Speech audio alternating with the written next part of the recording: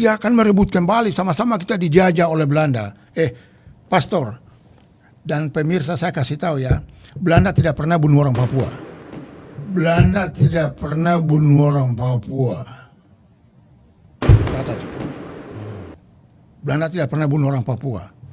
Kalau orang Papua membunuh, dipenjara di Bovendigul. Bukan dibunuh. Ya. Indonesia lakukan apa hari ini? Fakta. Berapa banyak orang Papua mati? Sampai hari ini. Perasaan kami orang Papua. Iya. Apa perasaan kami? Kok ngotot aja terus sampai hari ini NKRI harga mati? NKRI harga Terus mati. apa masalahnya dengan Anda yang mengatakan cinta Indonesia kalau ada klaim begitu? Yes. NKRI Udah harga mati. 45 Pak mengatakan NKRI harga mati.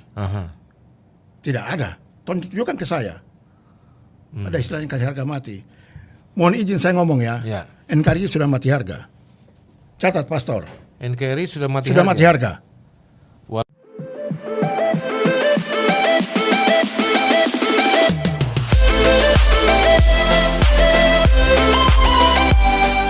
Seluruh rakyat Indonesia termasuk seluruh rakyat Papua dari berbagai lapisan harus mengetahui kebenaran ini. Karena apa? Yesaya 32 ayat 17 bilang, di mana ada kebenaran, di situ akan tumbuh damai sejahtera, dan akibat kebenaran ialah ketenangan dan ketentraman untuk selama-lamanya. Seandainya ayat ini dimasukkan kata negatif tidak, maka dia akan bunyi seperti ini. Di mana tidak ada kebenaran, di situ tidak akan tumbuh damai sejahtera, dan akibat ketidakbenaran ialah ketidaktenangan dan ketidaktentraman untuk selama-lamanya. Itu sebabnya kenapa kita lihat Papua sampai sekarang tidak ada damai sejahtera, tidak ada ketenangan, tidak ada ketentraman masyarakat Papua di sana. Karena apa? Pengelolaan Papua itu penuh dengan misteri dan konspirasi. Kata orang, tanda tanya ini. Apakah betul ada konspirasi di sana?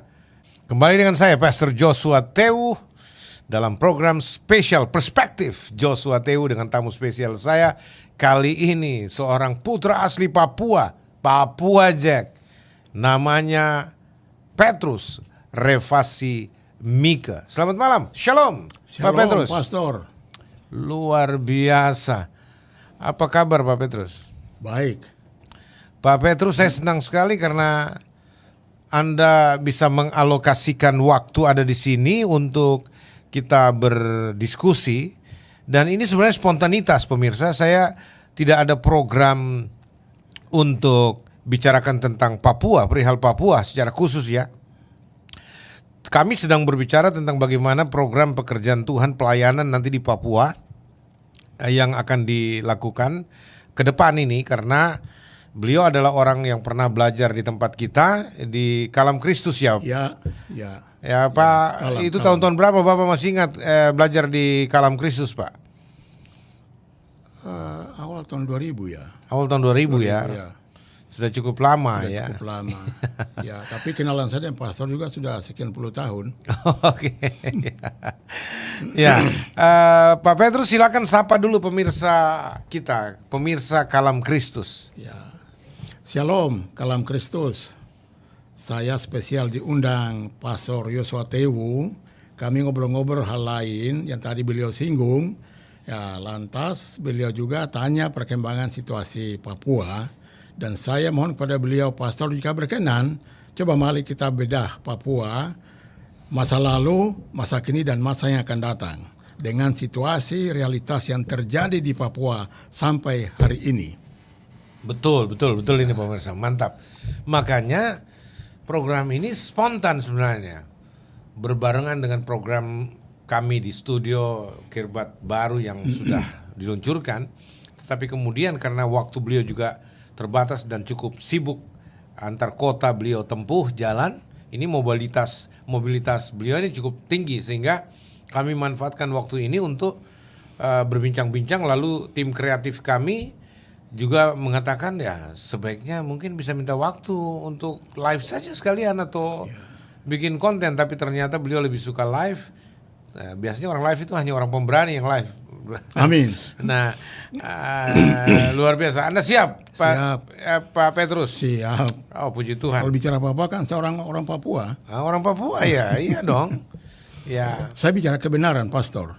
ya. Saya betul. bicara kebenaran. Iya, karena kalau bicara ayat tadi yang saya sebut Yesaya 32 ayat 17, di mana ada kebenaran, di situ akan tumbuh damai sejahtera dan akibat kebenaran ialah ketenangan dan ketentraman untuk selama-lamanya.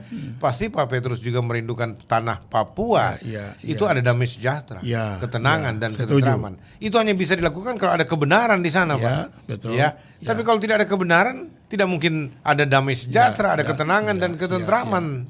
Semua orang yang hidup di Papua, baik orang asli Papua maupun non Papua yang datang hidup di Papua sebagai pegawai, sebagai tentara, sebagai polisi, sebagai pengusaha, sebagai bisnismen dan sebagai siapa saja. Itu. Ya. Makanya ini perlu ada kebenaran yang disingkapkan tentang situasi dan kondisi Papua saat ini.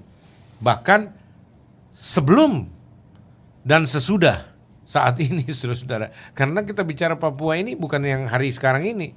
Ya, Papua yang sekarang ini yang belum ada damai sejahtera, belum ada ketenangan dan belum ada ketentraman karena masih masuk daerah operasi militer itu. Masih status DOM. Papua masih status DOM, Pak. Kenyataan seperti itu. Kenyataan seperti baik itu. zaman Orde Baru maupun hari ini. Saya kira sudah berakhir dengan Aceh sudah berakhir, tapi ternyata di Papua masih ada. Masih tetap DOM ya. Operasi militer yang terbesar juga di Papua ya. Ya, itu sebabnya kita berbicara pemirsa bahwa ini hal sama sekali tidak punya orientasi untuk provokasi disintegrasi, sama sekali tidak. Pak Petrus adalah putra Papua asli, darahnya biru atau kuning, Pak? Darah saya merah, tulang saya putih. Darah merah, tulang putih. Artinya apa? Bendera saya merah putih. Merah putih, bukan bintang. Bukan bintang kejora, enggak. Saya tidak. Berarti real cinta Indonesia. Yes, bukan masalah cinta, tetapi saya berbahagia di Republik Indonesia. Nah, jadi saya mau ulangi begini, Pastor.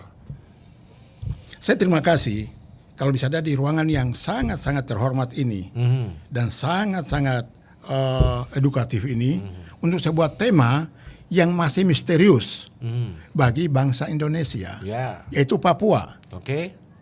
Jangan lihat Papua dari PPRA sampai hari ini, tapi lihat Papua sebelum BPUPKI zaman Soekarno dan teman-teman merumuskan konsep untuk Indonesia merdeka. Karena periode itu tahun 45 tidak ada orang Papua yang hadir dalam persekutuan BPUPKI dan PPKI. Ini post atau pasca kemerdekaan? Pasca. Tunggu dulu, jangan bicara itu. Karena ada berita yang saya dengar, itu ada sesuatu pra kemerdekaan yang Bapak mesti ceritakan. Nah, apa yang bisa Anda sebutkan? Kenapa, bagaimana ceritanya sampai orang-orang Papua itu bisa masuk di dalam kerangka atau semacam gerbong Indonesia Merdeka? Apakah memang Papua sudah terintegrasi sebelum kemerdekaan dalam Indonesia? Ya, saya jawab. Begini, Republik Indonesia kita ini merdeka 17 Agustus 1945. De facto. Ya, de jure juga. De jure juga. Tetapi sampai hari ini pembangunan masih berjalan. Jadi tujuan belum tercapai. Tapi itu hal lain. Tapi bicara Papua, abad 19 kan Indonesia merdeka. Bulan yang ke-8, hari yang ke-17.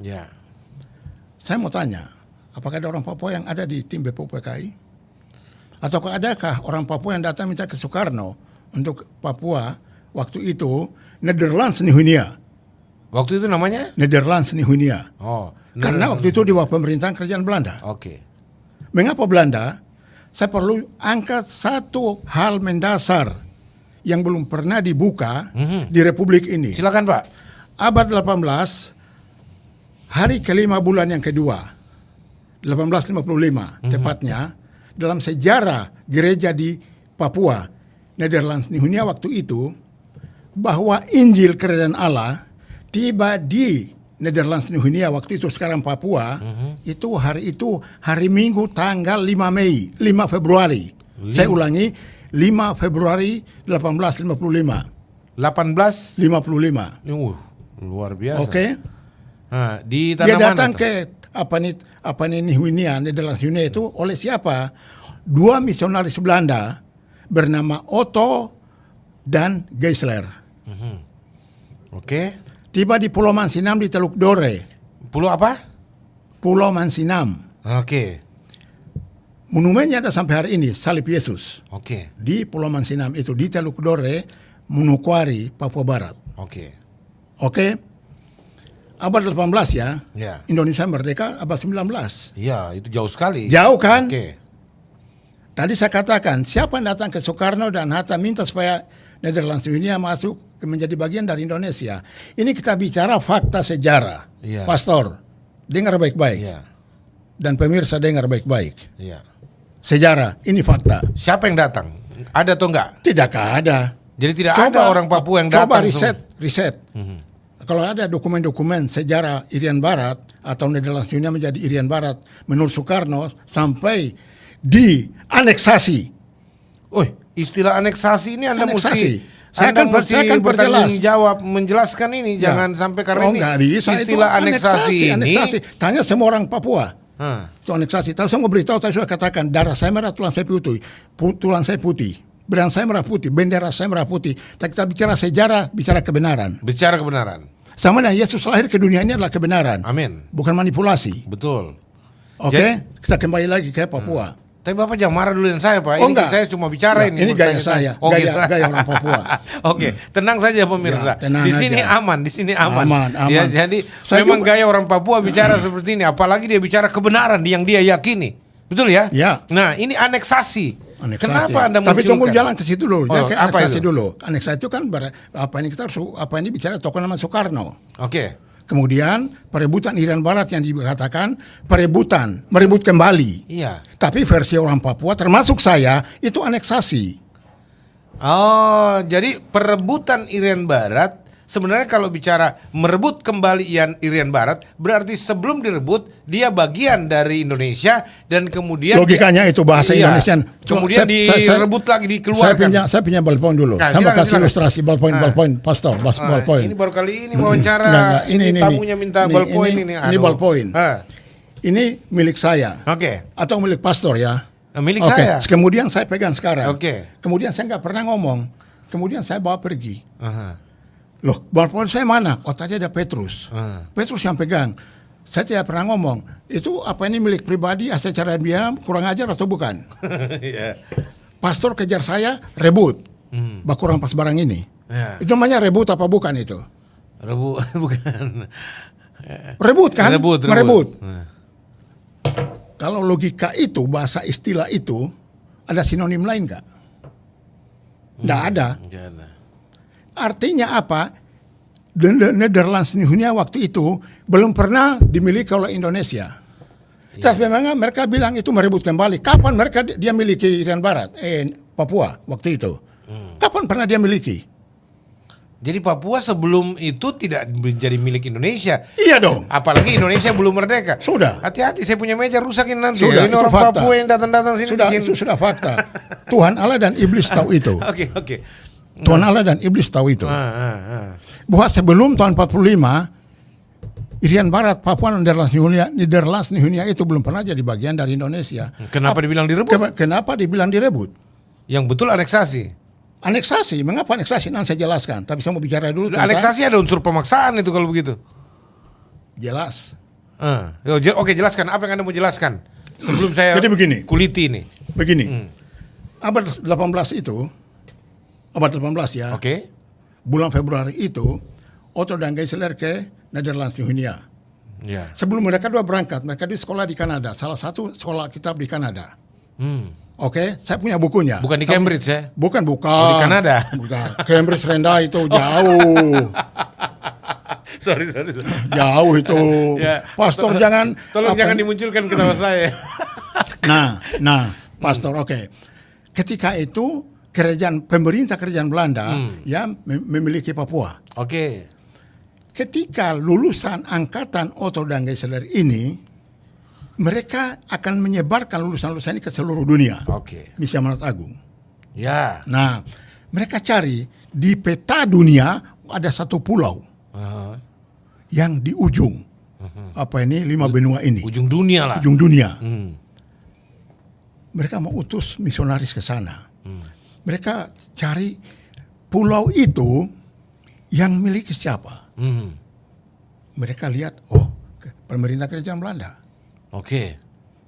Dua orang ini disiapkan, diutus. Otto dan Geisler itu tiba di Indonesia waktu itu bukan Indonesia, di Batavia. Oke. Tinggal di Batavia. Ya belum ada Indonesia toh, Belum lagi. ada. Yang benar aja lu. Nusantara toh. Iya. Tinggal di Batavia. Lama. Kemudian bikin perahu. Terus kemudian di Sunda Kelapa tinggal dia. Oke. Setelah perahu selesai, mereka dua berangkat ke New Guinea waktu itu. Kita berangkat. New Guinea. New Guinea. Iya. Saya akan jelaskan kata New Guinea ya. Oke. Mereka udah berangkat ke New Guinea. Tapi mereka sudah langsung tiba di Ternate. Oke. Tinggal di situ berapa waktu. Kemudian untuk ke New Guinea, mereka sudah pinjam perahu dari masyarakat Ternate.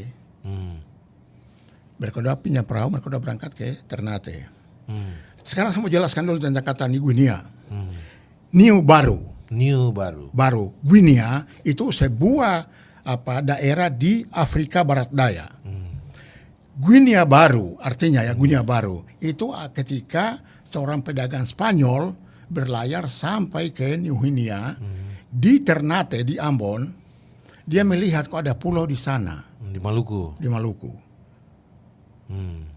Nah, dia bertemu manusia Papua, ini sepotong-sepotong dulu.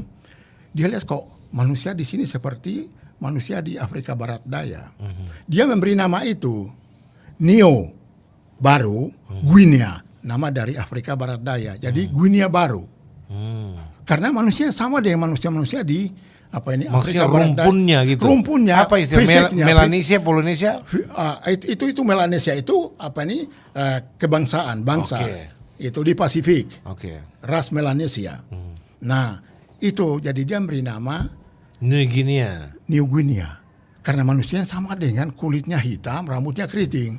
Sama dengan bangsa di Afrika Barat Daya. Seperti itu, New Guinea. Itulah yang muncul istilah Papua New Guinea. Yes. Papua New Guinea lain lagi, itu Irian Timur. Irian Timur. PNJ. Oke. Kalau Papua itu Irian Barat. Oke. Dari segi wilayah pulau itu ada timur, ada barat. Oke. Itulah kata New Guinea. Guinea itu ya. Ya, akhirnya menjadi Netherlands New Guinea. Netherlands itu karena dia milik dari pemerintah kerajaan Belanda. Oke. Itu akhirnya dikatutkan, disambung itu. Jadi bangsa yang keriting kulit coklat tua itu yang sama dengan manusia di Afrika Barat Daya itu adalah dikuasai oleh pemerintah kerajaan Belanda, Netherlands. Ya, seperti itu. Oke, itu sampai di situ. Kaitannya dengan Papua sebagai New Guinea itu New Guinea itu, New kan baru. Guinea itu Afrika Barat Daya, bangsa di sana. Jadi disebut sebagai New Guinea, Guinea baru. Ya, jadi Papua itu termasuk Afrika Barat Daya baru gitu loh. Persis. Seperti itu istilah New Guinea itu. Jadi karena agak serumpun gitu. Ya, bukan serumpun. Apa? Milik manusianya, potongan manusianya mirip. Sama bahkan rambut keriting, kulit tua, hitam. Amat berbeda dengan orang-orang Indonesia lainnya. Sangat. Nah, sekarang kalau dikatakan dengan bangsa Indonesia lainnya, karena apa? Papua itu pulau besar, namanya Papua itu dari Sorong sampai Samarai. Iya. Samarai itu di Guinea, di PNJ. Iya, Papua New Guinea. Iya. Sorong sampai Samarai. Pulau besar namanya Pulau Papua yang nampak di peta seperti burung kasuari itu, dibilang selalu burung di Pulau Cendrawasih itu masuk ke gugusan kepulauan Pasifik. Yang sekarang ada 18 negara. Begitu, Pastor. Nah, itu makanya dan bangsa-bangsa itu memang kulitnya hitam, rambutnya keriting. Disebut sebagai ras Melanesia. Iya. Itu. Ras Melanesia. Ras Melanesia. Berbeda dengan Polinesia. Berbeda. Oke, sekarang mengapa selalu dibilang ras Melanesia. Kalau dikaitkan dengan Maluku, NTT, NTB, jelas beda. Oh, nggak sama. Nggak sama, bukan Melanesia dong. Maluku dan NTT, NTB semua itu sama masuk ras mana? Itu Polinesia dong. Oh, Polinesia. Oh, mereka itu Itu Polinesia. dari segi antropologi. Antropologi. Ya. Oke. Tapi dari segi wilayah ras manusia Papua sebagai orang Melanesia itu gugusan Kepulauan Pasifik. Oke. Itu. Oke. Lantas sekarang ketika pembelajaran Belanda menguasai Papua, dan tadi ada satu hal penting, Pastor, adalah bahwa dua misionaris ini ketika menginjakan kaki di Pulau Mansinam itu dalam nama Tuhan kita menginjakan tanah ini. Kita injak tanah ini dalam nama Tuhan. Nah, lantas mereka mendeklarasikan satu ayat firman Tuhan yang penting. Di mana itu? Masih ingat? Efesus 5:8. Efesus 5 ayat 8. Ya. Wow. Dia berkata begini, memang dahulu kamu gelap, Oke. tapi sekarang kamu terang. Oh. Hiduplah sebagai anak-anak terang dalam Tuhan. Bawa Alkitab kemari kita buka. Ya, memang dahulu kamu anak-anak kegelapan. Anak-anak kegelapan. Ya, tapi Lengkapnya kamu itu. sekarang adalah anak-anak Ya, terang. hiduplah sebagai anak-anak terang dalam Tuhan. Ya. Itu deklarasi kemerdekaan orang Nederlands dunia, Papua itu dalam Kristus. Catat itu. Oke. Kalau ada yang dengar buka Alkitabmu sekarang. Ya. Itu oke. Jadi sebenarnya Papua sudah dari tahun 1855. Sudah merdeka di dalam Kristus. Iya, artinya sudah menerima Kristus. Yes. Diklaim sebagai tanah milik Ya. Kristus. Dan pastor saya menyampaikan satu hal. Bangsa Papua seperti saya ini itu manusia kanibal. Suka berperang, Oke. suku dengan suku. Ya. Dan itu betul. Ya. Tapi mengapa manusia bisa lemah lunglai, lemah lembut seperti hari ini? Ush, mantap. Kalau kami masih kanibal, Karena kami bisa bakar gereja yang liar di Papua. Karena kasih Saya Kristus. bisa bakar masjid di Papua. Betul. Catat itu. Kalau masih punya, kalau tidak bertobat ya, Tidak bertobat. kalau belum dalam Yesus. Ya. Dan memang begitu faktanya. Ya, dan kalau benar bahwa banyak suku betul, tapi suku mana banyak itu yang bisa tunduk kepada tata krama kehidupan masyarakat dan gereja. Kalau kami masih kanibalis, kami bisa bakar gereja-gereja yang bukan punya orang Papua, bukan pendetanya orang Papua. Bisa bakar masjid, Bisa bakar kelenteng, bisa Ya, bakar apa saja. ya, betul. Iya. Dan ingat, Efesus 5 ayat 8 itu diterakan di dalam stempel gereja tua kami namanya Gereja Kristen Injili di Tanah Papua, GKI. Ayat itu. Itu distempel di situ ya. Ditulis di atas apa? Yang menarik di sini Papua, pemirsa, karena Papua dari tahun 1855, 5 Februari tepatnya, itu sudah diserahkan kepada Tuhan Yesus. Itu menjadi tanah milik Tuhan Yesus, diklaim. Persis. Seperti karena apa? Dengan monumental bahwa Injil pertama kali didaratkan di situ dan diberitakan di tanah Papua. Karena Alkitab bilang, kemana kakimu menginjak, daerah itu diserahkan kepadamu. Betul. Bagi orang-orang yang diutus Betul. untuk memberitakan Ya. Injil. Ya. Nah, itu sebabnya tidak juga berlebihan, tidak lebay kalau dibilang Papua sebenarnya itu adalah salah satu kantong Kristen di wilayah Nusantara. Faktanya begitu. Iya, dan Faktanya memang begitu. begitu. Misionaris-misionaris lah yang berjuang untuk apa? Memanusiakan orang-orang Papua dari keterbelakangannya untuk bisa melihat kebenaran di dalam Kristus. Betul. Ya, walaupun dengan segala keterbatasan mereka, ya, tetapi mereka sudah berhasil mengangkat martabat orang-orang Papua sehingga mereka bisa menjadi orang yang percaya kepada Tuhan. Tapi sayangnya, kemudian politik masuk, mencengkram, ya, dan kemudian melalui politik inilah terjadi segala macam permufakatan jahat tanda kutip. Untuk apa? Melihat tanah ini layak untuk direbut, ya. Ya, ini saya mulai munculkan ini. Tanah ini layak direbut untuk apa? Untuk menjadi dapur logistik Indonesia. Perut. Karena begitu kayanya tanah Papua ini. Kira-kira begitu, Pak? Persis. Itu betul.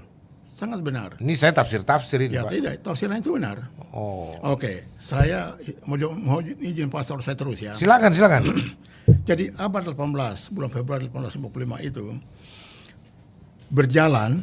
berjalan oleh misionaris. Ingat ya, misionaris dari Eropa, dari Belanda dan Jerman. Oke. Nah, itu ada peta wilayah itu ada dua. Protestan di utara, Katolik di selatan. Oke. Merauke lari sampai ke Kokonau di Timika, itu areanya Protestan. Katolik, Katolik, oke. dan juga di Pegunungan Tengah ada sebagian Katolik, sebagian Protestan. Oke. Nah, sampai di situ, berarti pemerintahan gereja kan abad 18 sampai 1945. Nah, periode ini ya. Nah, waktu yang panjang ini, siapa yang berjuang untuk apa ini? Dia tahu bahwa Indonesia ada negara namanya Indonesia. Nggak ada. Nggak ada kan? Iya. Orang Gitu. Indonesia aja belum ada, nama itu belum disebut-sebut Belum kok. pernah disebut-sebut. Abad 18. Betul. Ya kalau membicarakan ini juga akhir-akhir ini marak berbicara dari mana mulai muncul kata Indonesia itu. Itulah. Iya. Nah, jadi terlepas dari istilah Indonesia itu dan itu perlu diskusi sendiri. Dan ada beberapa profesor yang bicara soal itu. Oke. Nah, tetapi bicara Papua dalam konteks Indonesia, saya menghendaki pastor kita bicara kebenaran. Oke. Di situ artinya kita bicara sejarah yang benar Iya. dan perasaan kami orang Papua. Iya. Apa perasaan kami? Kok ngotot aja terus sampai hari ini NKRI harga mati? NKRI harga Terus mati. apa masalahnya dengan Anda yang mengatakan cinta Indonesia kalau ada klaim begitu? Yes. NKRI Udah harga mati. 45 Pak mengatakan NKRI harga mati. Aha. Tidak ada. Tunjukkan ke saya. Ada istilah NKRI harga mati. Mohon izin saya ngomong ya. Ya. NKRI sudah mati harga. Catat pastor. NKRI sudah mati Sudah harga. mati harga. Walaupun tetap benderanya harga mati. Artinya Itu pengakuan kita bersama-sama. semboyannya maksudnya Itu lambang. propagandanya. Tetapi untuk situasi politik yang selalu diteriakan orang, NKRI harga mati tidak bisa diganggu-gugat. Oke. Tapi kalau saya mengatakan NKRI sudah mati harga, apa yang salah saya? Saya bisa buktikan. Apa itu? Timor Leste lepas. Hmm. Di Aceh masih ada berkibar bendera GAM. PKI pernah porandakan apa ini Pulau Jawa atau Indonesia. Karmusakar, Makassar. DITII, RMS. Orang masih persoalkan Pancasila. Harga matinya di mana? Pastor jawab, harga matinya di mana? Patut kita berdebat. Artinya nggak boleh dirubah lagi negara. Boleh, silakan aja, silakan. Itu kok konstruksi bangunan NKRI kan, negara. Iya. Dengan Negara kesatuan. negara kesatuan. Nggak usah dirubah jadi negara serikat. Nggak boleh dirubah. Tapi Soekarno pernah jadi presiden Indonesia serikat loh. Republik Indonesia Serikat. Itu Iya. Soekarno presidennya. Makanya diumumkan setelah itu tidak boleh lagi ada kembali ke situ. 59. Ah. Itu persoalan besar loh itu. Ya udah 59 RIS. Riz. Iya. Gitu. Tapi kan orang sudah tidak boleh lagi ke sana gitu Tidak loh. boleh ke sana lagi. Ya NKRI itu harga mati maksudnya Harga jangan mati. lagi rubah. Ya, tapi harga mati bagi saya itu masih dalam tanda petik. Kenapa, Pak? Iya. Papua bergejolak kan? Ya ini pertanyaan justru ini yang saya mau tanya. Iya. Kenapa Papua sampai sekarang masih bergolak? Nah, Apa oke. ada apa di Papua Ya, justru sebenarnya? itu jawabannya itu apa ini jelas. Iya. Ya. Anda kan ditampilkan untuk membuka rahasia. Betul. Kenapa Papua Ya, masih bergolak? Makanya tadi saya bilang ketika Insinyur Soekarno, saya hormati beliau ya, Insinyur Ya. Soekarno dan Dr. Anus Muhammad Hatta bicara soal Indonesia, saya mau tanya, Maramis dengan Latu Harhari itu, apakah mereka dua ngomong termasuk Indonesia? Tapi kalau saya bilang mewakili Indonesia Timur, yang kasih kuasa siapa? Yang kasih kuasa siapa mengatakan bahwa mewakili Indonesia Timur? Tolong buktikan dulu lah, baru kita bicara. Bukan masalah saya benci Indonesia, tidak. Sudah ngomong awal tadi, darah saya merah, darah Petrus Pasimika merah, tulang saya putih. Karena saya akan jelaskan betapa baiknya negara ini. Tapi mengapa Papua bermasalah? Itu. Apakah karena Anda merasa Papua didiskreditkan? Itu hal. Atau disepelekan? Tapi saya bicara sebagai orang Kristen sekarang. Ya. Nah, jadi bahwa saya bicara kebenaran. Artinya apa? Seperti tadi, oke, sekarang sudah sampai 1945. Oke, ada Latu Harhari, ada Maramis, mewakili Indonesia Timur. Kapan mereka dua pernah bicara soal Indonesia Timur, Papua ada di dalam? Untung kalau pernah pergi ke sana lagi. Untung tidak pernah ke sana. Itu di Makassar mereka bicara. Kok bisa mengatasnamakan Indonesia Timur? Iya kan? Oke, akhirnya Indonesia merdeka ya. Siapa Sudah tahu merdeka. ada anak Papua memang yang diajak bicara. Tidak ada. Lalu kemudian mereka dikasih percaya jadi juru bicara untuk Indonesia Tengah dan Indonesia Timur. Bukalah dokumen-dokumen kalau ada di Arsip Nasional. Jadi setahu Anda, sepengetahuan Anda nih Pak Petrus, memang tidak pernah ada putra Papua yang dilibatkan dalam Tidak pembicaraan ada, di tidak. dalam panitia persiapan Tidak kemerdekaan ada. Indonesia atau BUPKKI. Pada Badan Usaha Persiapan Kemerdekaan Indonesia BPUPKI dan juga PPKI, Panitia Persiapan Kemerdekaan Indonesia. Tidak orang Papua. Kalau ada kan pasti disebut. Berarti kan tidak ada toh. Nah, buktinya apa? Akhirnya Soekarno bikin Trikomando Rakyat tahun 63 bulan Mei. Apa bunyinya? Bubarkan negara boneka Papua, bubarkan negara boneka Papua buatan Belanda. Yang kedua, tancapkan merah putih di seluruh Irian Barat, tanah air Indonesia. Yang ketiga, mobilisasi umum merebut Irian Barat, tanah air Indonesia. Saya tidak tahu logika Soekarno seperti apa itu. Apakah itu kesepakatan di BPUPKI? Tidak pernah sejarah menulis itu. Tidak ada klausul di BUPKKI. Tidak ada. Lalu sekarang Saya tidak bisa menafsirkan. ya oke lah, sekarang sudah di dalam toh, artinya Ya, sudah di dalam. Papua sudah bagian Oke, dari sudah di Indonesia. dalam, sudah di dalam Apa dengan ruginya menurut Anda? jelas rugi. Ruginya apa? Ruginya begini, rugi politik. Rugi politik, jelaskan kenapa rugi Jelas, politik? rugi politik karena apa? Hak politik orang Papua tidak pernah dihargai. Sekarang saya mau beritahu satu fakta.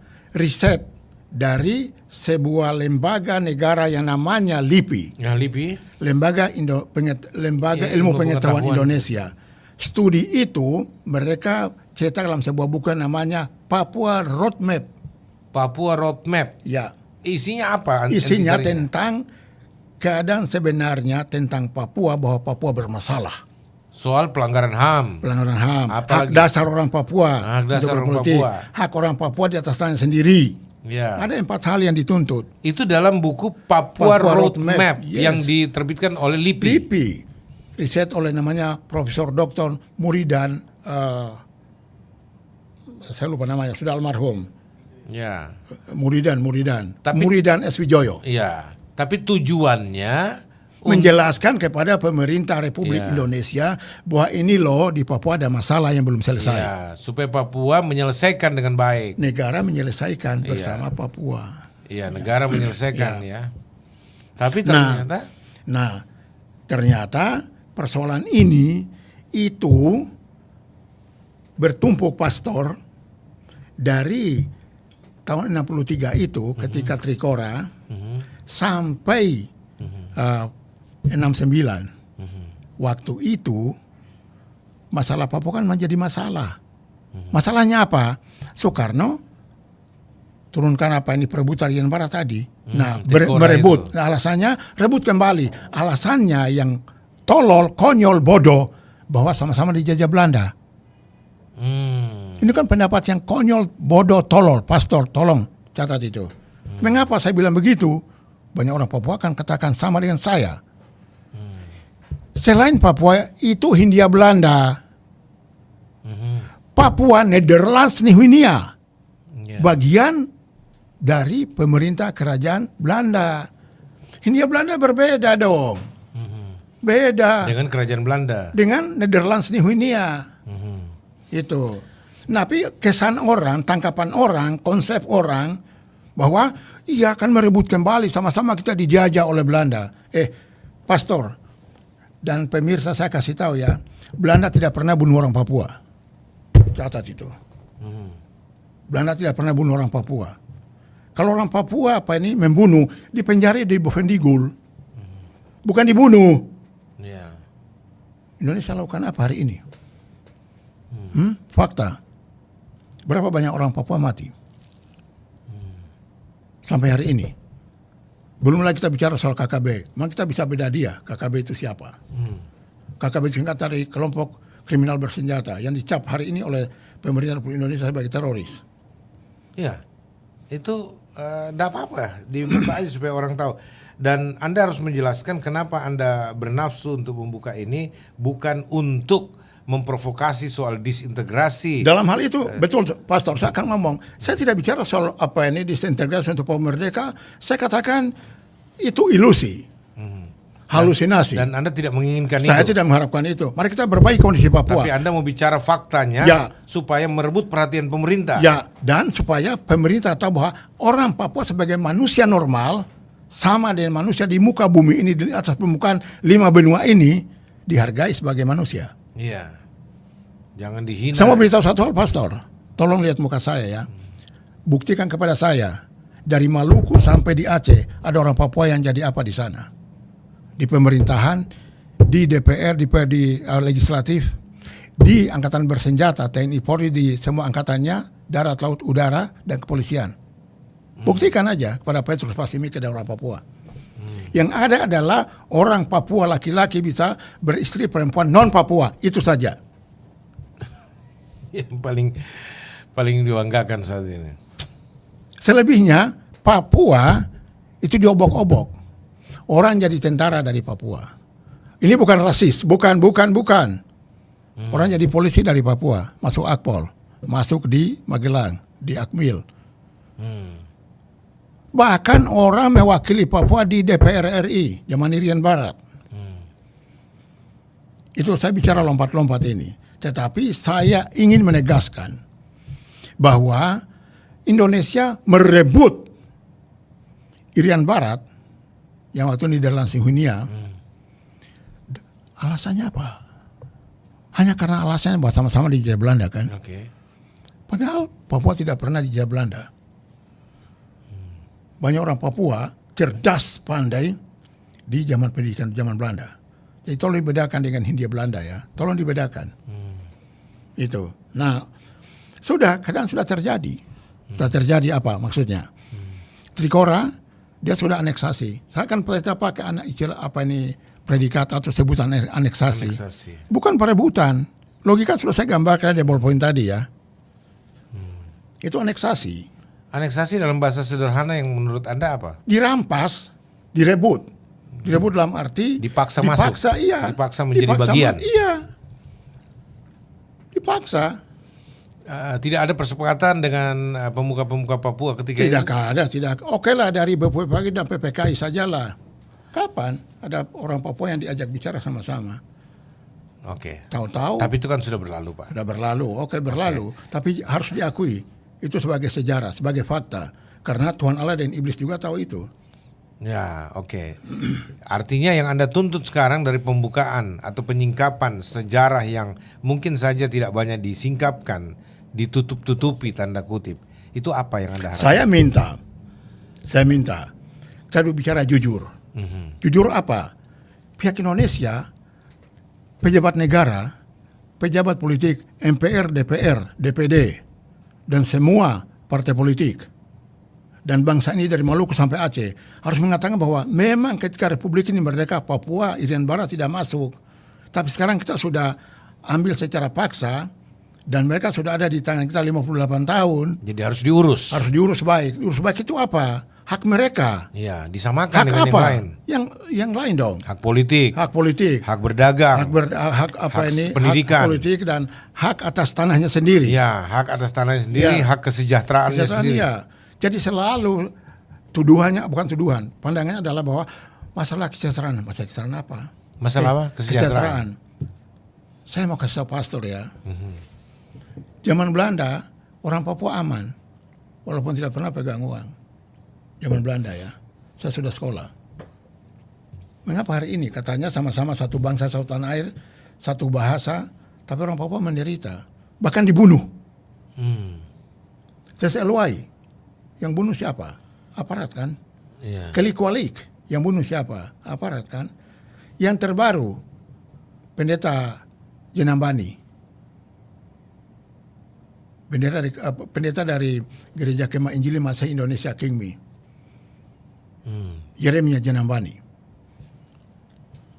Seorang pengurus gereja Katolik ditembak mati.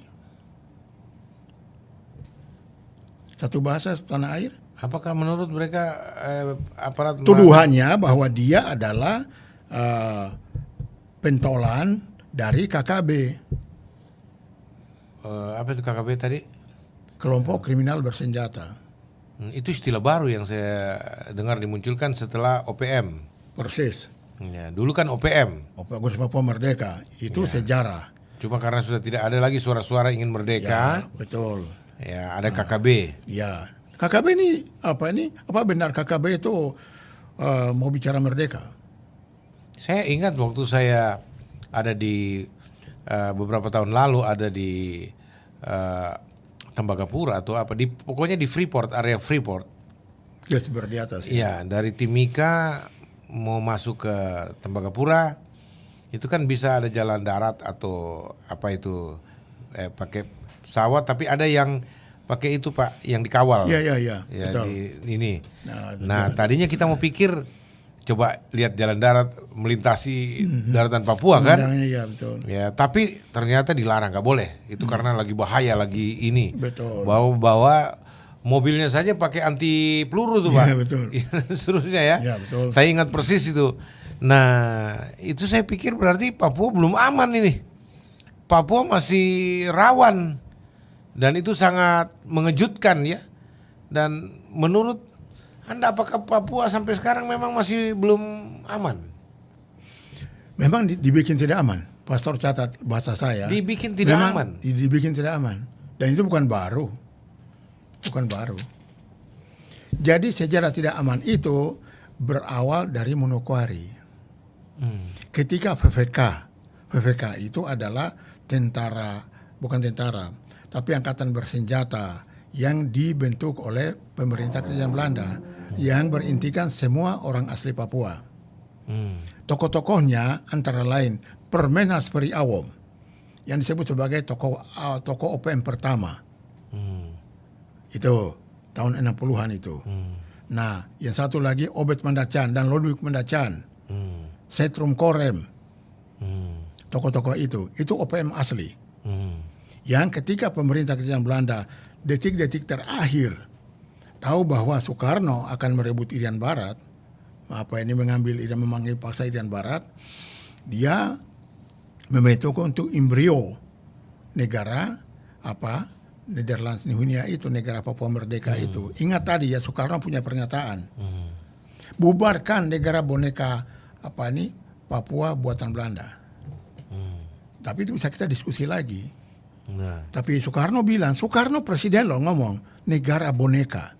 Negara tapi dia masih pakai istilah boneka. Karena dia tahu.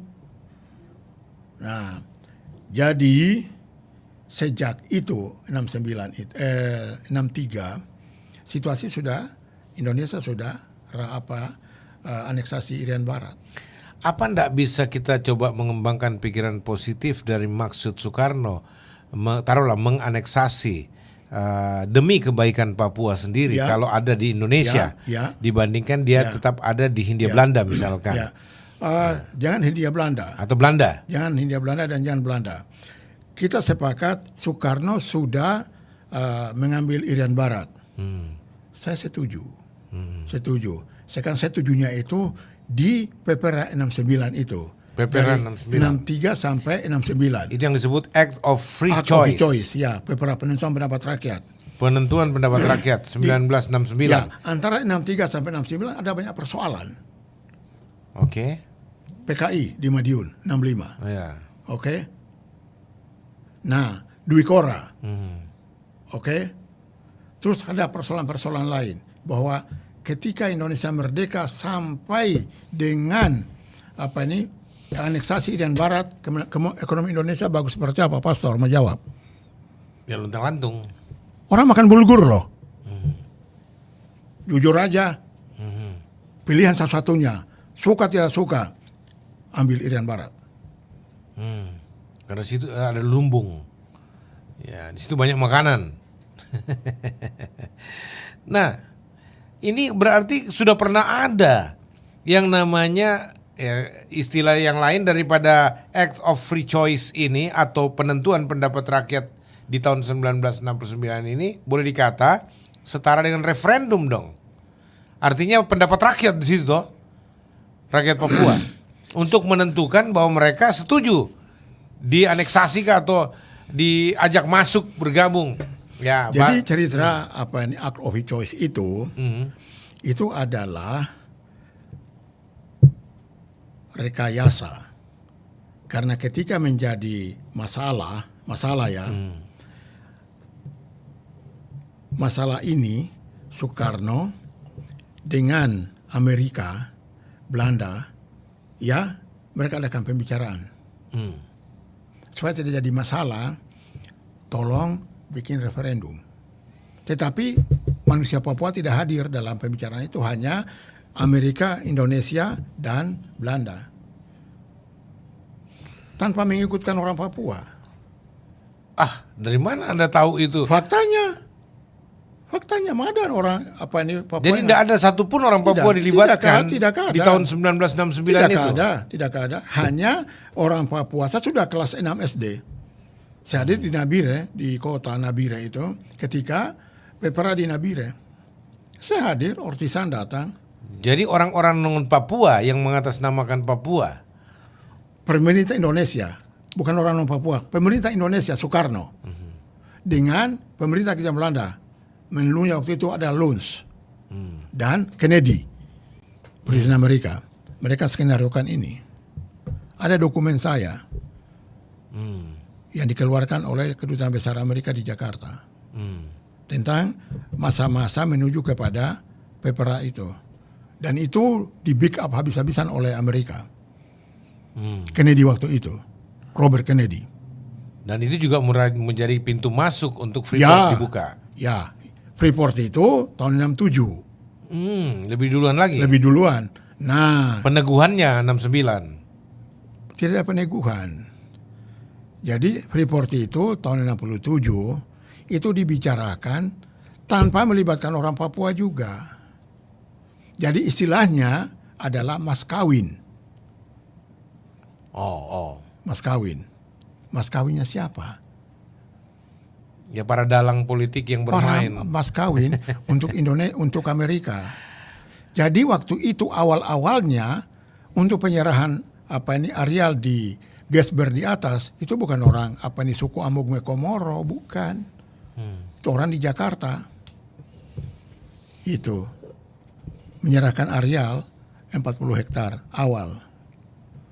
Dan pemerintah Indonesia zaman itu Soeharto hanya dapat 3,9 sekian persen saham.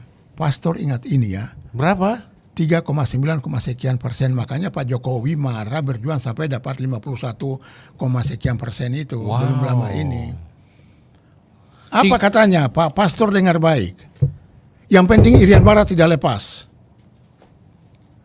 Catat itu. Ingat itu. Sampai Yesus datang. Jadi biar 3% gak apa-apa? Gak apa-apa. Yang penting Irian Barat tidak lepas. Tapi bagaimana bisa menghidupi rakyat Papua? Bukan, Indonesia dapat saham 3, sekian persen. Iya, 3,9%. Itu negara punya. Untuk negara Indonesia. Papua nggak dapat apa-apa? Nggak dapat apa-apa. Orang Papua? Orang Amogme Komoro yang punya tanah adat dapat. Oke. Itu. Ingat itu. Freeport itu menentukan posisi Irian Barat di Republik ini. Itu. Makanya penjelasannya tidak akan pernah selesai. Karena itu mas kawin Amerika. Untuk Amerika. Amerika kawin dengan siapa? Indonesia. Nah, kawin di Indonesia. Okay. Mas kawinnya itu. Oh, jadi Freeport. Sudah suami istri nih. Suami Amerika istri. dengan Indonesia. Udah, mas kawinnya istri. Papua, Ya, Freeport. Tahu menikahnya kapan? Nggak tahu bisluitnya mana? Nggak jelas. Tapi mas kawinnya itu Freeport. Tapi kadrun-kadrun ini berteriak anti Amerika. Biar aja. Anti Amerika boleh. Tapi jangan lupa. Ada yang dibangga-banggakan. Diaspora Indonesia di Amerika ya. Itu ratusan keluarga loh. Diaspora Indonesia di Amerika dibangga-banggakan. Kenapa? Kalau ini harga mati, kenapa mau pergi hujan Apa ini masih negeri orang, hujan batu di negeri sendiri, ambil hujan batu di negeri sendiri. Ini kan harga mati kan? Aduh, jadi oke, taruhlah. Ini kan masa lalu Pak Petrus.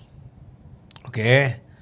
Dan kita tahu sekarang Pak Jokowi, presiden kita terkasih ini sudah menunjukkan bukti nyatanya dia datang dan merombak Papua, membangun infrastruktur Papua, memperjuangkan Papua supaya mendapat hak 50% dengan Freeport-nya ini, dan infrastruktur jalan dibangun dan bla bla bla, banyak lagi prestasi. Walaupun sejak itu saya belum pernah ke Papua lagi lihat apa yang terjadi. Ya dulu Papua saya masuk Sorong, saya masuk Biak, saya masuk Kaimana, terus saya masuk di Nabire berapa kali. Ya tapi itu Papua yang masih harga semen amat sangat mahal. 40.000. Ya harga bensin masih sangat mahal. Ya dan lain-lain sebagainya. Tapi setelah Pak Jokowi katanya sudah semuanya sama dengan penduduk Indonesia lainnya. Nah, bukankah hal itu diharapkan menyudahi lah rasa sakit hati orang Papua? Langit dan bumi. Kenapa? Kalau bicara harga BBM, Trans Papua jalannya, ini bicara perasaan, Pastor. Perasaan dan harga diri orang Papua. Ya. Awal-awal merebuti dan Barat itu, berapa korban manusia Papua? Anak-anak Papua yang hari ini berdemonstrasi di Presur adalah anak-anak yang lahir tahun 80-an, Pastor. Mereka di depan mata mereka orang tuanya dibantai. Kenapa sampai oleh begitu? militer? Nggak tahu. Jadi ada kebencian. Nah ini yang susah diobati nih kalau kebencian jelas. Itu hanya Yesus yang bisa obati. Nah sekarang. Nah kalau pastor mengatakan bahwa Pak Jokowi dia ke Papua 14 kali. Tapi mengapa? Saya baru balik bertanya, mengapa sekian puluh ribu TNI dikirim ke Papua dan polisi Brimob? Mengapa dia diam aja? Itu ilegal loh. Dari mana bisa hukum ilegal? Ya ilegal, mana ada keputusan presiden dan disetujui DPR? Ada persoalan Untuk apa di Papua? Pengerahan tentara begitu banyak, puluhan ribu, ditambah dengan Brimob dan polisi. Ada darurat apa yang? Ada darurat apa? Tapi katanya masyarakat Papua terancam dengan gerakan KKM ini tadi. KKB sorry. Ya. Nah, berarti ini kan konspirasi. Sandiwara itu ini yang dibilang konspirasi. Yes, ada permufakatan jahat. Sudah masuk ke temanya kan? Ya. Konspirasi. Permufakatan jahat dari orang-orang tertentu yang bermain. Apakah salah saya mengatakan bahwa permainan Jakarta? Ya, yang mengendalikan Papua ya Jakarta. Apapun yang terjadi di sana kan ya Jakarta. Ya. Tapi kan apakah tidak ada sisi baiknya kita bisa melihat bahwa Jakarta memperjuangkan kesejahteraan Papua? Sejahtera apa? Sama balik bertanya, sejahtera apa? Kalau tentara banyak di situ, polisi banyak di Brimob, apa orang Papua sejahtera? Kalau di Papua terima banyak orang jadi pegawai, jadi anggota DPRD, bahkan jadi anggota DPR RI zaman Irian Barat sampai hari ini.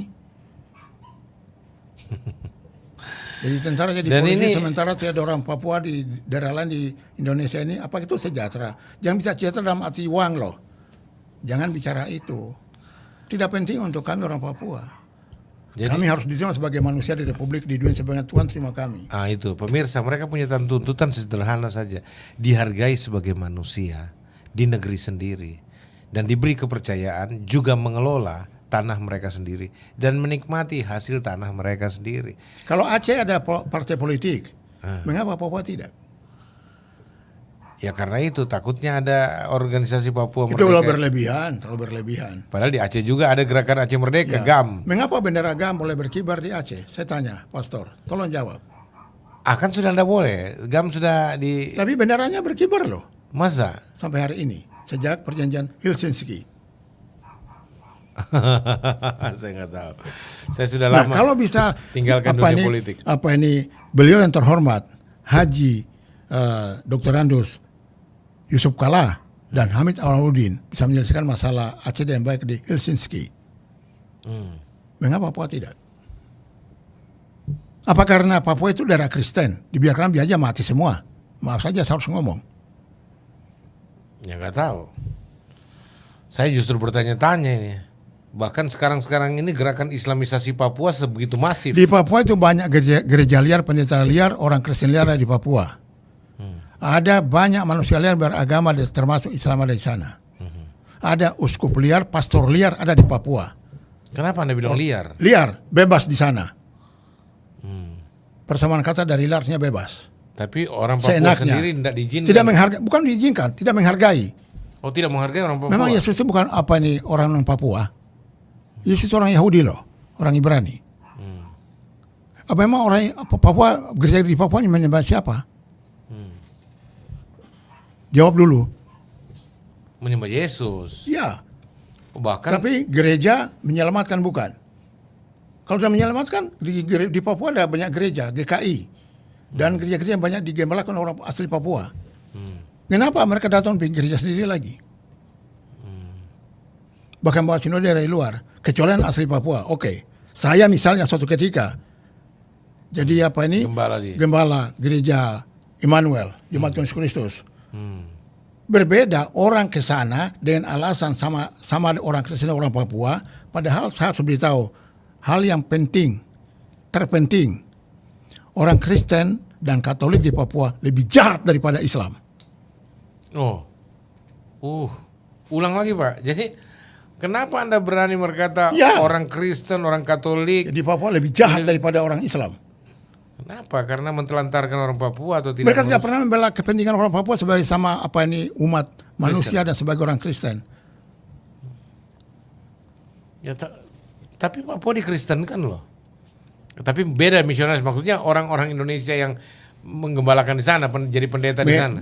Datang ke sana, bikin jemaat sendiri. Oke. Jadi inklusif. Oh, terus tidak ajak orang Papua lagi? Tidak sama-sama, tidak mau bersama-sama dengan orang Papua. Kenapa? Oh, jadi orang-orang pendatang yang dirangkul untuk digembalakan. Itu ya.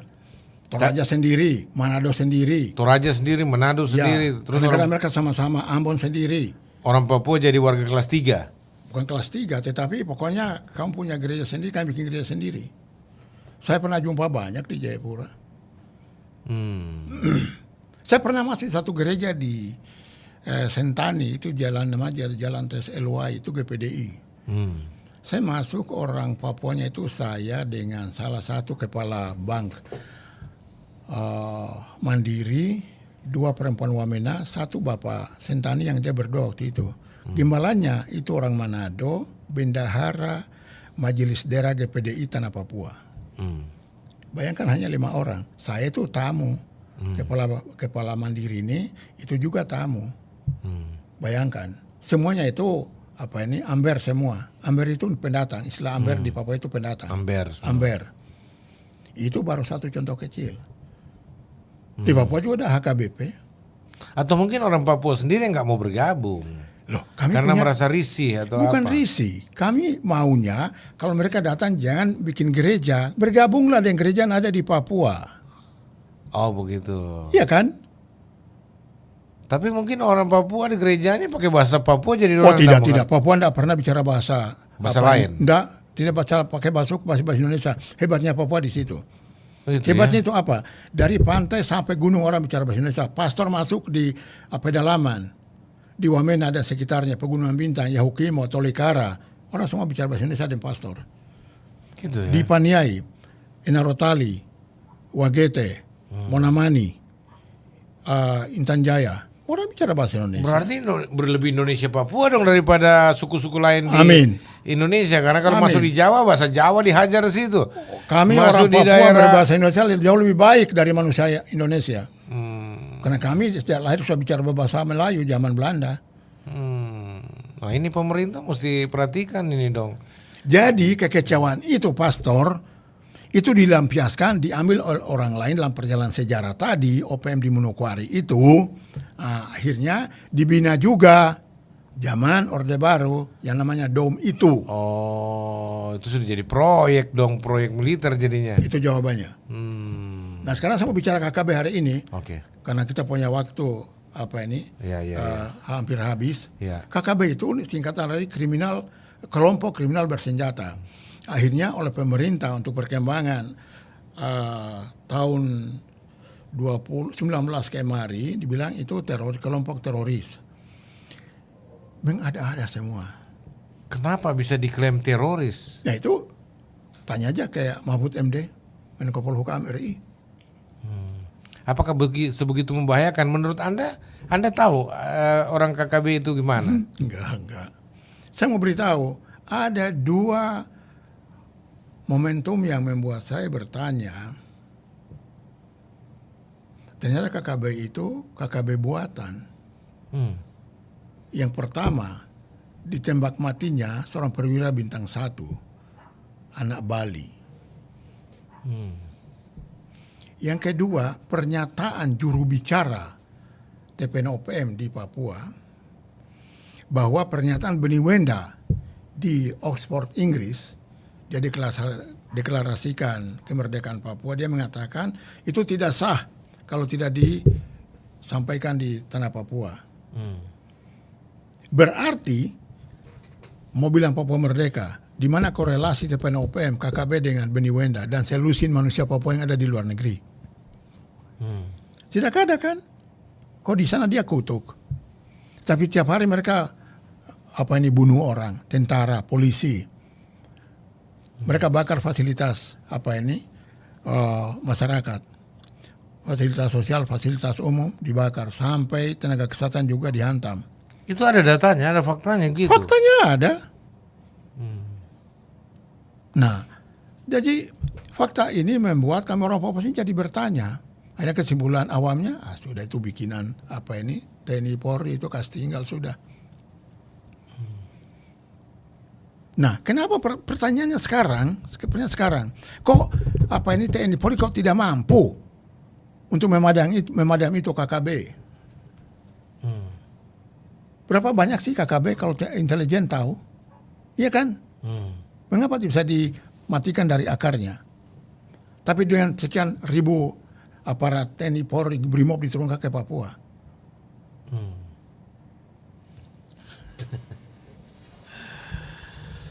Jadi memang enak sekali kalau pastor mau kita beda Papua, itu jangan kemudian mendiskreditkan orang Papua. Mereka mau merdeka, hanya lagunya adalah mau bicara dengan dialog, tapi mau dialog dengan siapa? Karena kelompoknya banyak sekali. Oke, kelompok banyak. Tapi kelompok yang mana? Yuk sebut dulu. Kalau faksi-faksi OPM saya akui banyak. Kalau bicara dengan manusia di tanah Papua, jangan pakai alasan sukunya banyak dong.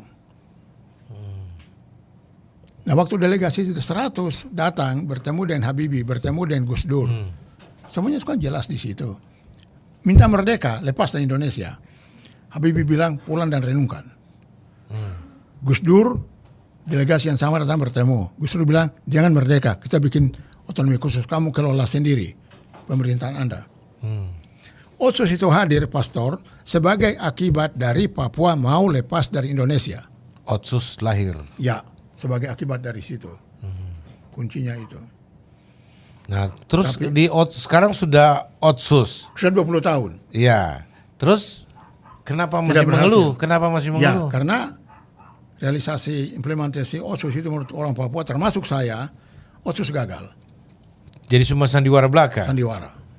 Sebuah gula-gula, permen. Lah, kan Anda putra-putra Papua yang menentukan dong dalam jadi otonomi gubernur, khusus. jadi bupati, wali kota oke. Uang dikirim ke sana oke. Tapi ada sayup-sayup kedengaran. Jakarta ada di situ bermain. Jadi kepala dilepas, ekor dipegang. Artinya apa? Otsus dilaksanakan secara konsisten dan konsisten. Tapi tuduhannya adalah, loh itu kan kalian atur uangnya sendiri. Gubernurnya orang Papua, bupatinya orang Papua, wali kotanya orang Papua. Tapi tunggu dulu. Kebijakannya? Kebijakannya siapa? Jakarta kan? Jakarta itu siapa? Kalau tanya orang kan, loh enggak. Berarti boleh dikata gubernur-gubernur yang ada ini wali kota apa semua itu boneka? Boneka, titik. Boneka Jakarta? Ya. Sekarang, Pastor tahu, di Kabupaten Jayawijaya di Wamena, pemekarannya berapa sekarang? 8 kan kabupaten baru, DOB. Daerah otonom baru. Oh iya, ini setelah provinsinya dibagi 2 juga? Ya sudah dibagi 2. Ya, Papua dan Papua Barat? Ya. Jayawijaya itu kan Wamena, itu Papua, pegunungan ya. Ya. 8 kabupaten baru. Mereka yang justru ngamuk. Marah-marah KKB itu. Kalau 8 kabupaten kan pasti punya syarat-syarat untuk layak jadi kabupaten. Sudah selesai jadi kabupaten, tapi mengapa, kalau bicara kesejahteraan tadi, Pastor, mengapa mereka ngamuk? Iya. Kelompok-kelompok bersenjata kan di situ. Karena apa? cuma nama aja kabupaten tapi nggak. Bukan itu. Apa itu? Harga diri tadi. Oh. Kalau kabupaten kan beranggaran turun, Oke. ya kan?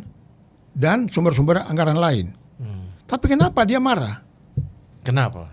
Terangkan, Ya, Pak. karena dia merasa bahwa saya ini punya tanah sendiri, punya hidup di sini, turun temurun karena manusia pertama sampai hari ini. Tapi kok orang lain yang berkuasa atas saya? Oh, jadi 8 kabupaten pemekaran ini bukan putra Papua yang... Bukan. Artinya selalu itu masalah harga diri tadi, Pastor. Perasaan tadi. Itu. Orang selalu dicurigai. Orang selalu diintimidasi. Apa karena Papua, anak-anak Papua yang bandel-bandel kah? Orang Papua mana yang tidak baik di Republik ini? Iya. Betul. Pastor, saya ulangi. Kalau orang Papua itu mau jahat, gereja dibakar, masjid dibakar. Saya pernah punya pengalaman di Makassar, Pak. Waktu masih sekolah. Saya diajak rame-rame, nggak tahu aja. Yuk serang asrama Papua. Iya. Di depan rumah sakit Dadi itu, di Makassar, Pak. Ikut-ikutan aja. Tapi saya mau tanya, mereka kenapa? Jahat itu, tukang pukul orang. Ada yang bilang tukang makan orang, apa segala macam kan. Isu-isu berkembang.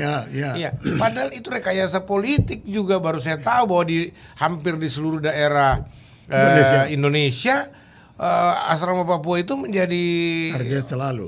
Target untuk pergerakan-pergerakan tertentu. Persis. Aduh, saya bilang, ya udahlah. Ini Pak, kita libatkan masyarakat untuk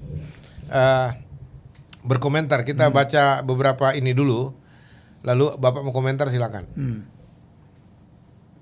Kita mulai dari mana ini membacanya? Oke, dari atas coba kita pilih dulu ya. Sekali tanggapan, mantap. Tunggu dulu, dari atas saja tidak apa-apa. Dari atas, jangan terlalu cepat, saya agak lambat bacanya. Shalom Pastor JT dan Pak Petrus, shalom. Tan bilang begini, shalom dari kota Ambon, shalom. Shalom dari Kalbar, shalom. Shalom Pak JT dan Pak Petrus, shalom. Ya semua shalom ini Pak. Pak Petrus ini ya baca juga ya. Nah sekarang ini Luther Lapong bilang begini, bahkan bukan hanya di Papua, seluruh dunia itu terjadi. Ya maksudnya apa yang dari mana ini? Coba kita lihat. Apa yang terjadi ya di seluruh dunia? Kita bicara dulu Hendra, bagaimana menurut? Tolong dulu jangan ya oke. Dikatakan begini, shalom, selamat malam dan salam sehat bagi kita semua. Salam dari Papua Barat. Wah ini dari penonton setia kalian. Terus Adrian Snai Channel, NTT hadir. Shalom Pak, Kalimantan Tengah hadir. Pak Petrus, dibanding Papua New Guinea, Papua Indonesia masih lebih baik. Salam dari Teluk Wandoma, Papua Barat. Wondama, ya. Lalu ada yang bilang minoritas diperlakukan tidak setara. Ada depan hukum dan keadilan memang lebih bijak dan berhikmat bila Papua menentukan nasibnya sendiri. Lepas dari NKRI, ya saya juga nggak setuju. Pak Petrus juga nggak setuju. Kita tidak bicara ini untuk. Saya nggak bicara merdeka, Pastor. Ya, tidak ada bicara disintegrasi atau Papua merdeka. Tidak. Kita mau berbicara menarik perhatian supaya Papua punya orang-orang haknya disetarakan dengan orang-orang Indonesia lainnya. Hak atas tanahnya, hak atas kesejahteraannya, hak atas pendidikannya dan seterusnya.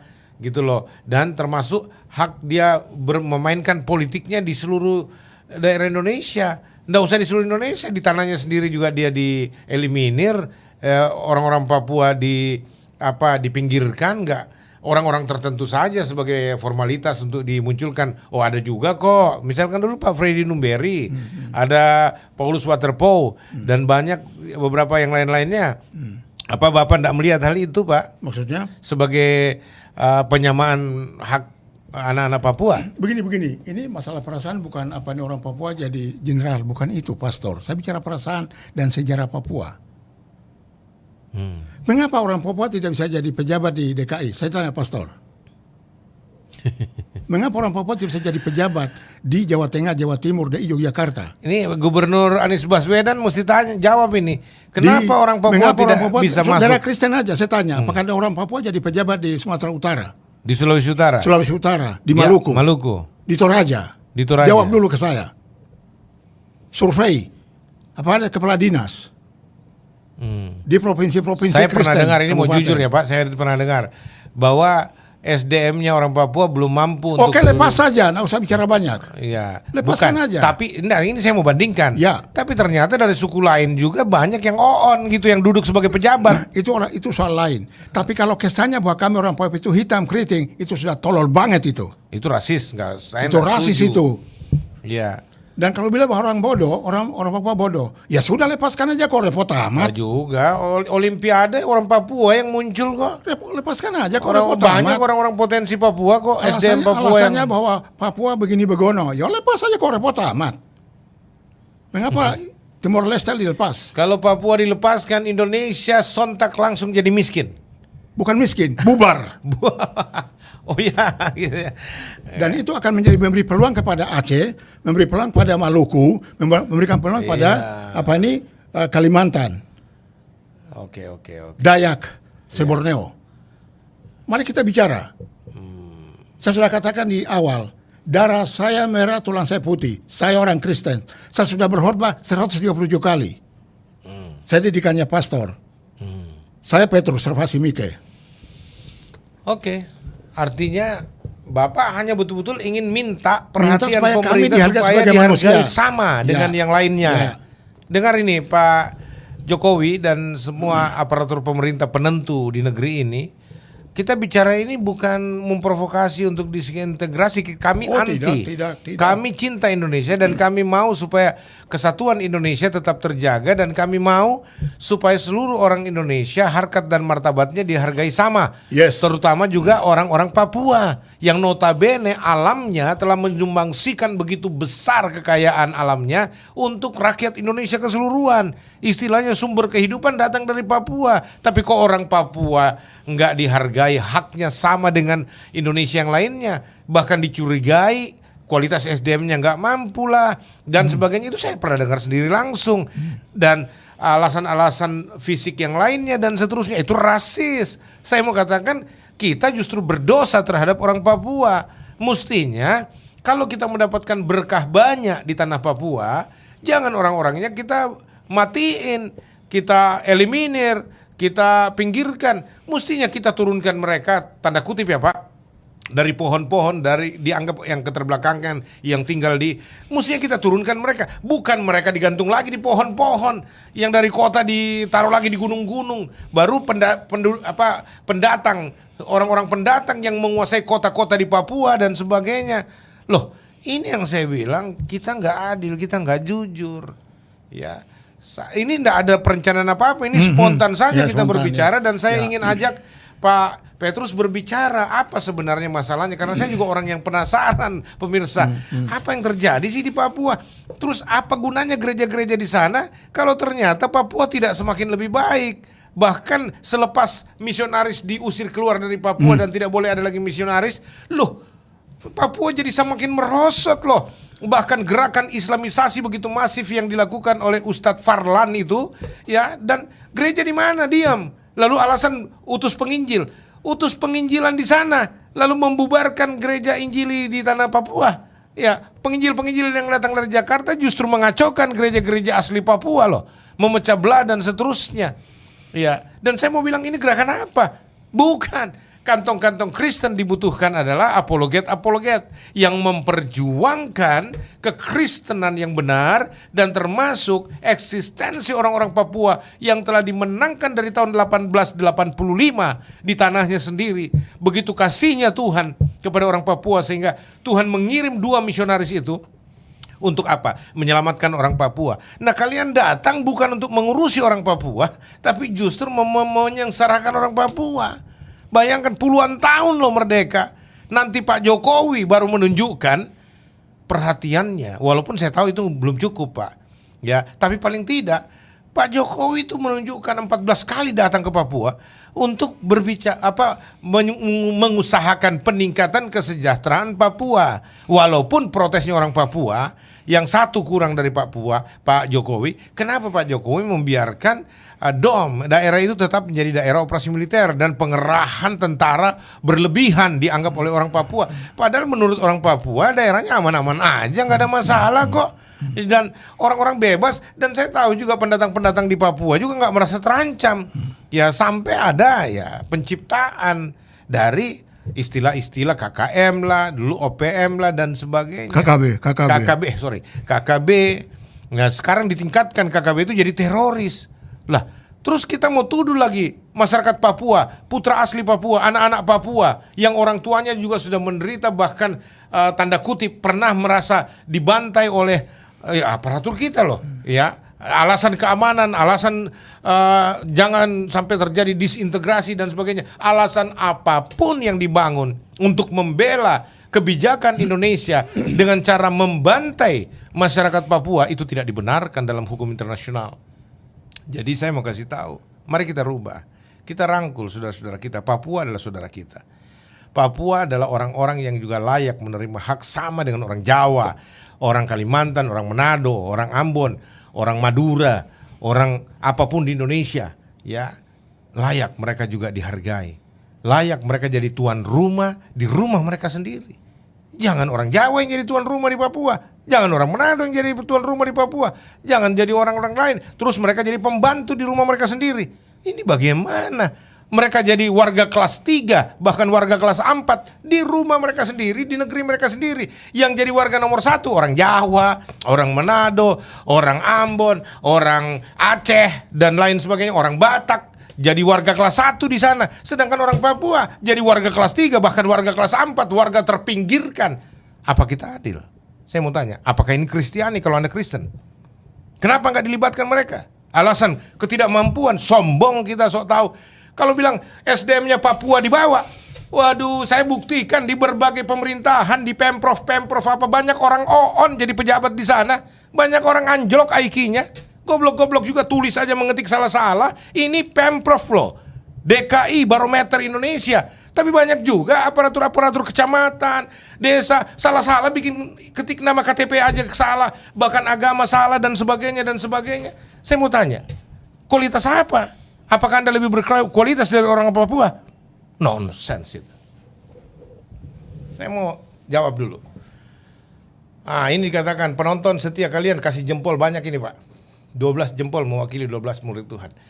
Sugeng Jeff serupa dengan anak yang sudah dewasa sudah sepatutnya berdikari, membangun rumah tangganya sendiri dengan pasangan hidupnya, entah dengan kesusahan untuk sementara waktu. Amin. Setuju, betul. Setuju, ya. Ya, Cynthia, memang Pulau Papua itu dulunya tidak langsung menjadi milik Nusantara secara administrasi. Kalau rumpun pulau di Nusantara iya memang benar, tapi tidak serta-merta langsung jadi milik Indonesia ketika itu. Betul. Amin. Papua free, Belanda tidak pernah bunuh orang Papua. Dena Sanggunao bilang begitu. Hahaha, Papua lelaki beristri pendatang laris manis. Ini Dena. Terus penonton sedih bilang, itu fakta Pak. Nah, Cat bilang begini, seandainya ada pengusaha asli Papua yang berperan di Indonesia. Oh, ya, Luther Lampong, solusinya bagaimana maka? Kakak, ya sebenarnya sudah boleh diterapkan regulasi proteksi perdagangan untuk pribumi di Papua. Ya, ada yang usul begitu, Pak. Luther Lampong bilang Papua people juga hari ini sudah banyak yang terbrainwash khususnya dalam agama. Ya, betul. Cynthia setuju. Ya, terus Papua dibikin tidak aman sangat benar. Jadi rekayasa keamanan di sana itu ada yang mainkan Pak. Jadi munculkan situasi tidak aman. Ya, kerahkan itu, gelontorkan dana. Ini kan politisasi transaksi juga. Aku sendiri sejarah yang baru kali ini saya pernah dengar. Baru kali ini saya pernah dengar. Nah, aku sendiri bilang sejarah yang baru kali ini saya pernah dengar. Nah, terus itu sudah biasa om, politik kotornya semua rekayasa termasuk referendum palsu dan seterusnya. Oke, profit share saham Freeport Indonesia dikasih 3% itu zaman Soeharto. Ya, Lalu ya. zaman sekarang Podowai 50% itu juga Rekayasa. Amin. Terima kasih orang ini. Luther Lupa Lepong bilang betul. itu juga kenapa rekayasa? Karena yang menikmati Jakarta bukan Papua, begitu? Betul. Ya, setuju argumen Om. Setuju katanya. Bukan cuma DNA yang direkayasa tapi semua sudah direkayasa. Bagaimana kalau kita minta privilege Om? Dan seterusnya, waduh. Terus ini Luther Lepong banyak sekali pengetahuan tentang Papua juga ini. Oke, terus masih ada barangkali udah selesai. Kita tiba pada sesi kesimpulan, penutup ya. Sekali lagi pemirsa, pembicaraan ini adalah pembicaraan spontan, tidak pernah direncanakan. Kami berbicara dalam konteks bagaimana menjalankan atau mengemban pelayanan untuk Sigi di Papua. Ya, tapi ternyata ketika kita bicara kondisi Papua, saya melihat ada hal-hal menarik yang perlu diketahui oleh masyarakat Indonesia secara luas, termasuk masyarakat Papua sendiri yang tidak memahami kondisi negerinya. Karena apa? Terbutakan dengan statement-statement politik Jakarta. Kira-kira begitu ya Pak? Betul. Sehingga saya tanya, apa beliau mau nggak kita bahas secara ringan diskusi-diskusi begini untuk menyumbangsihkan, untuk mengedukasi masyarakat Indonesia, ya, dan beliau setuju sekali. Dan inilah pembicaraan hasilnya. Dan dengar baik-baik, pembicaraan ini tidak ada nuansa sedikit pun untuk membawa atau menggiring opini supaya Papua lepas dari Indonesia. Bahkan Pak Petrus sendiri mengatakan saya cinta Indonesia, darah saya merah, tulang saya putih, bendera saya merah putih. Bukan bintang kejora. Dan bukan bintang kejora benderanya. Bahkan beliau protes bintang kejora. Beliau tidak mau ikut-ikutan dengan pergerakan bintang kejora. Dengan segelintir orang Papua saja yang karena sakit hatinya, ya, mereka minta merdeka. Kita mengerti rasa sakit hatinya, tapi solusinya bukan minta merdeka. Ya. Menurut Pak Petrus ini bahwa solusi untuk orang Papua bukan merdeka. Belum tentu mereka merdeka, mereka bisa lebih sejahtera, gitu loh. Amin. Tetapi kita minta persamaan hak. Ya, orang Papua supaya bisa dipersamakan haknya. Mereka juga bisa berkompetisi dan memerintah dan tidak dieliminir dalam percaturan politik, dalam kekuasaan dibagi rata. Putra-putra Papua banyak yang SDM-nya keren-keren. Saya tahu orang-orang Papua pintar-pintar, cerdas-cerdas, IQ-nya luar biasa. Bohong itu, hoax kalau mengatakan SDM Papua itu di bawah rata-rata sehingga tidak layak duduk di pemerintahan, tidak layak duduk di provinsi-provinsi, pemprov-pemprov berbagai kota di Indonesia. Itu bohong besar, ya. Nah, itu sebabnya pemerintah dengar ini sebagai suara nurani. Ya, oke. Sudah selesai barangkali Pak Petrus, closing statement. Ada yang mau disampaikan closing statement? Silakan. Ya, Pastor, saya terima kasih bahwa saya bisa diajak bicara.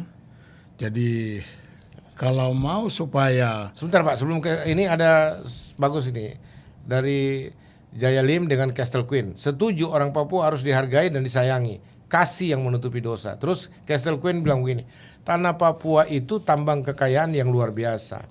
Makanya diadakan pembodohan dan diskriminasi. Karena kalau mereka diperlakukan baik, maka harta kekayaan Papua gak bisa dirampas. Ya, wow, begitu ya Castle Queen ya.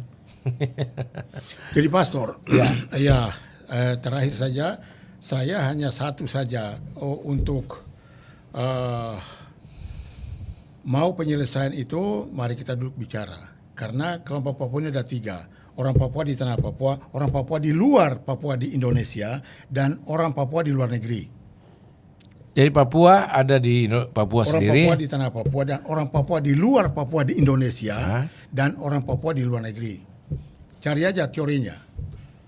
Kalau tidak bisa menyelesaikan sampai Yesus datang, pastor, percaya apa yang Petrus Raffasimika katakan, Papua tidak akan pernah selesai di Republik dan Indonesia akan sakit gigi terus. Karena ini bicara manusia, pastor. Iya. Bicara manusia. Kasihan banyak Paling juga. yang dilakukan adalah genocide, Iya. pembunuhan hangusan. Saya dengar juga banyak. Apa bahkan namanya? Pembunuhan hangusan apa yang sebuah etnik. Dan itu masalah. Ingat ya, Indonesia tidak menguasai dunia, tapi dunia dikuasai oleh Indonesia. Hah? Ulang Pak. Indonesia tidak menguasai dunia. Indonesia dikuasai oleh dunia. Artinya bahwa negara Indonesia bukan satu-satunya negara di dunia. Ingat itu. Dan di pihak lain Indonesia ini boneka Amerika. Boneka Amerika. Indonesia adalah boneka Amerika. Bapak kenapa berani bicara begitu? Ya. Kalau Amerika setuju Papua merdeka sudah selesai. Jadi ingat tadi, Freeport itu adalah mas kawin untuk apa ini Amerika. Saya bertanggung jawab, Pastor. Terima kasih untuk pertemuan ini. Oke. Dan saya berharap Pak Jokowi, ada yang memberitahu Pak Jokowi supaya Pak Jokowi jangan hanya pasang aksi kayak Papua melulu. Sudah 14 kali apa yang dia buat. Justru militer turun banyak sekali, puluhan ribu dengan brimob ke Papua. Tujuannya apa? Apa sih ada pemberontakan perang apa di Papua? Puluhan ribu. Puluhan, Pergerakan. 10 ribu tentara ada di Papua. Dengan alasan menjaga keamanan dan untuk apa ini hukum. Hukum apa di sana? Hukum itu milik apa ini polisi? Bukan tentara. Oke. Itu. Jadi artinya apa? Papua harus diselesaikan kalau Indonesia tidak kehilangan muka di mata dunia. Oke. Satu, apa yang Anda tuntut secara artinya yang aplikatif lah, yang praktis, misalkan hak apa? Silakan Pak. Hak berpolitik, Hak berpolitik, hak asasi manusia, hak asasi manusianya, hak hidup di atas tanah Papua, hak hidup di atas tanah Papua, ya, tanahnya sendiri, hak merdeka, tidak terancam, bukan maksudnya rasa ya. Walaupun dia merdeka secara yuridis, tapi de facto dia merasa terancam. Persis. Itu maksudnya. Ya. Dan dia menjadi warga negara Indonesia, bukan diindonesiakan. Wah, ini keren ini. Ternyata orang Papua ingin betul-betul menjadi asli warga Indonesia. Ya, bukan diindonesiakan. Bukan cuma sekedar diindonesiakan. Ya. Karena kalau diindonesiakan hak-haknya tereliminir. Kalau dia betul-betul orang Indonesia, hak-haknya dihargai. Betul. Gitu loh. Ya ini pesan bagus ini. Jadi tidak ada indikasi Anda mau curigai bilang ini pembicaraan mau menggiring opini untuk disintegrasi Papua, sama sekali enggak. Kita benci disintegrasi. Kita mau supaya Indonesia bersatu. Tapi persatuan itu jangan direkayasa untuk merugikan kelompok tertentu Papua, tapi menguntungkan orang-orang tertentu yang bermain dengan politik Papua untuk mendatangkan kesejahteraannya bagi kelompok tertentu, tapi membuat rakyat Papua menderita. Tolong hati nuraninya dibuka ya. Jadi seperti itu kira-kira Pak. Karena waktu juga. Terima kasih Pastor. Ini Saya terima luar kasih. biasa, ya. Saya terima kasih. Mendadak saya diajak bicara di satu ruangan yang terhormat dengan topik yang mendunia. Di surga dan di bumi. Iya. Ini luar biasa. Oke. Tuhan berkati, Pak. Ya, waduh. Luar biasa. Baik, selamat datang saudara-saudara yang telah bergabung menjadi member Kalam Kristus. Yang bergabung, bagi saudara-saudara yang lain silakan bergabung ya. Jadi Anda yang sudah bergabung terima kasih atas dukungan saudara di channel Kalam Kristus. Dan Anda yang belum bergabung silakan Anda pencet tombol bergabung untuk turut sama-sama menjadikan Kalam Kristus itu channel kenabian. Suara kenabian, menyuarakan kebenaran supaya Indonesia betul-betul merdeka, damai dan sejahtera, tenang dan tentram ada di bumi Indonesia. Maka Indonesia harus diwarnai dengan kebenaran. Apa artinya? Pengelolaan pemerintahan harus benar. Kebenaran harus menjadi roh dalam pemerintahan Indonesia. Jangan ketidakbenaran, ketidakadilan, ketidakjujuran. Nah, karena di mana ada kebenaran, di situ akan tumbuh damai sejahtera, dan akibat kebenaran ialah ketenangan dan ketentraman untuk selama-lamanya. Itu sebabnya biar program ini memberi edukasi, dan kami tolak semua persepsi negatif yang coba memelintir dan merekayasa, mempolitisasi pembicaraan ini, karena kami berbicara untuk mengangkat hak masyarakat Papua supaya juga diperhatikan. Tidak ada maksud untuk melepaskan diri dari Indonesia dalam pembicaraan ini, tapi kita mau berbicara tentang tolong pemerintah Indonesia, tolong politisi Indonesia, hargai orang-orang Papua, saudaraku orang Papua, tolong dihargai. Sama seperti orang-orang lain. Ya, jangan menghina dari sisi rasialisnya, jangan menghina dari sisi SDM-nya, karena mereka juga orang-orang pintar, umat ciptaan Tuhan sendiri. Terima kasih karena sudah mendengar, sudah mengikuti siaran ini, dan jangan lupa saudara share, like, and subscribe channel ini untuk memberikan dukungan.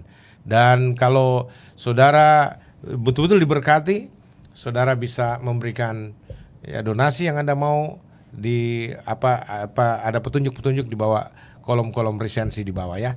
Oke Pak Petrus, terima kasih sudah bisa menjadi narasumber yang tidak terduga tapi luar biasa spektakuler, dan saya lihat respons positif dari banyak orang di chatting-chatting ini, dan ini juga termasuk semacam sejarah ini bahwa orang mendukung pembicaraan ini luar biasa.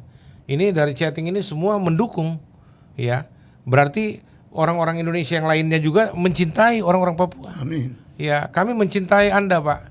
Kami mencintai orang-orang Papua karena orang-orang Papua juga adalah saudara kita. Amin. Ya, dan terutama juga bicara orang-orang Kristen, kami mencintai Anda, dan ini koreksi buat gereja-gereja. Tolong rangkul orang-orang Papua. Gereja-gereja, lu jangan bersifat rasis di tanah orang.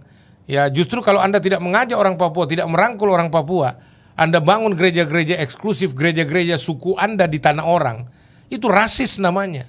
Ya, mestinya Anda rangkul dong masyarakat Papua sama-sama. Dan kalau perlu bergabung dengan gereja-gereja mereka, kan Anda pendatang, Anda kerja untuk sementara waktu di sana. Gabunglah dengan gereja mereka. Berbaurlah bahwa Anda orang Indonesia. Mau kulit hitam, putih, coklat, kuning, kuning langsat, ya hijau, enggak ada kulit hijau ya. Gini, ya sudah, sama-sama aja orang Indonesia gitu loh. Ya, darahmu merah, tulangmu putih, kecuali nan tulangmu saya nggak tahu pakai baju apa. Tapi bendera merah putih adalah bendera kita, bukan bintang kejora. Ingat, bendera merah putih juga adalah bendera kesayangan rakyat Papua. Jadi sampai di sini, kiranya Tuhan memberkati Indonesia, Tuhan memberkati Papua, Tuhan memberkati kita semua. Shalom.